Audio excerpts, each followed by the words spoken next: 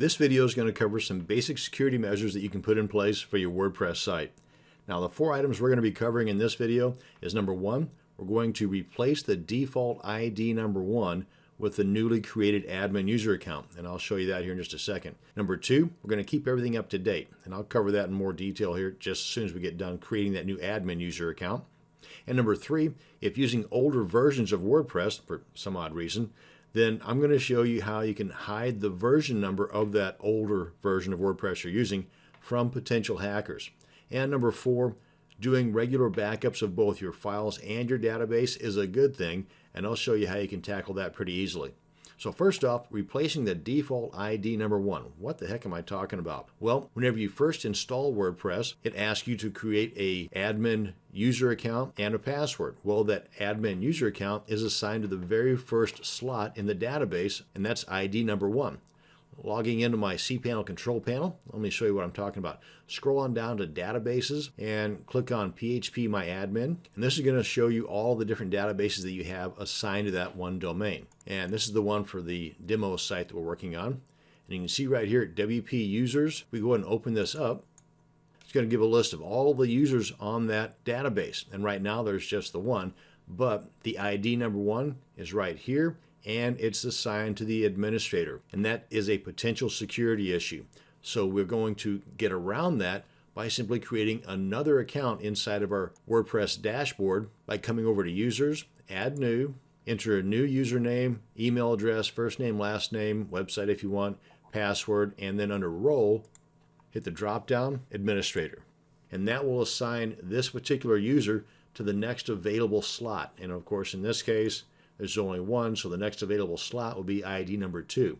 Then we'll come back in and delete ID number 1. And we'll do that by logging out as our ID number 1 administrator user, logging in as the new administrator, and then deleting the old original administrator account that was assigned to ID number 1. Pretty simple stuff, and it's so simple that this is a potential security hole that's easily plugged. So by all means, take a few minutes and take care of that. Now, number 2, keeping everything up to date. Now, what I'm referring to here is keeping your plugins up to date. When a new version of a particular plugin that you have installed comes out, update it. Likewise with themes and with the core WordPress files. Now, the one thing about the themes and the plugins, those need to be updated immediately as soon as the new versions come out. As far as the core WordPress files, I'm in the camp that you should wait at least 7 days before updating to a new version. But if it's listed as a security update, then go ahead and update that immediately.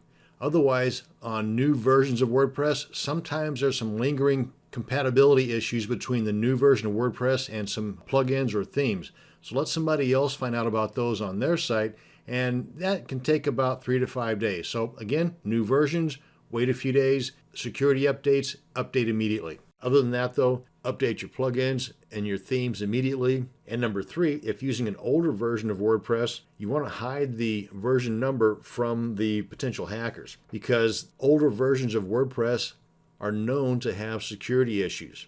And that's why hackers love people that don't update their WordPress sites. Let me show you what I'm talking about. I'm in the Chrome browser, so if you're in a different browser, this might look a little different to you. But just right click and go to View Page Source. And you can see here the version 4.3.1. What we want to do now is we want to be able to hide the version.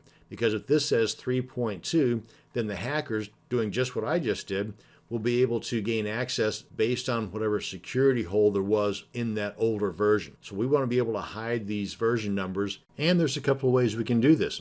We can fiddle with the code that would require us to create a child theme and other time-consuming actions, or we can simply install and activate a plugin in a matter of seconds. Here, let me show you. Let's go and get rid of this. Come on back into our dashboard area, come on over to Plugins, go to Add New, and up here in the Search Plugins box, type in Meta Generator and Version Info Remover. That's a mouthful. Then hit Enter, and it should be one of the first ones that pops up. Right here, Meta Generator and Version Info Remover. Go ahead and click on Install Now, Activate. And it does have an additional item that pops into the settings here, but if we click on that to go look at it, you can see by default everything that we need is already done. But if for some reason there's something that you want to exclude from this, and you can enter those URLs right here. Let's come on back here to our home page and refresh. Right click, view page source, and you can see those version numbers have been eliminated. And lastly, number 4, doing regular backups of both files and database. Now, what do I mean by regular? Well, that depends on your own situation. If you are regularly adding new content daily, then you might want to consider doing a daily backup. If you're only adding new content once a week or once a month, then do your backups accordingly. This can be done a couple of ways. An easy way is by automating this with the plugin. Come on over here to our dashboard area again. Come on back to plugins and go to add new. And there's quite a few plugins and third-party tools that can do backups for you. But again, we're talking about both database and files. Do a search for Updraft. Full name is Updraft Plus, but yeah, that's right here. Updraft Plus Backup and Restoration. And as you can see by this brief description here, it's a complete backup. And you can do it manually or schedule it. The backups can be sent to Dropbox, Amazon S3, Google Drive, FTP, and it's fairly popular too. Go ahead and click on Install Now, Activate, and then come on down to Settings, and then click on Updraft Plus Backups.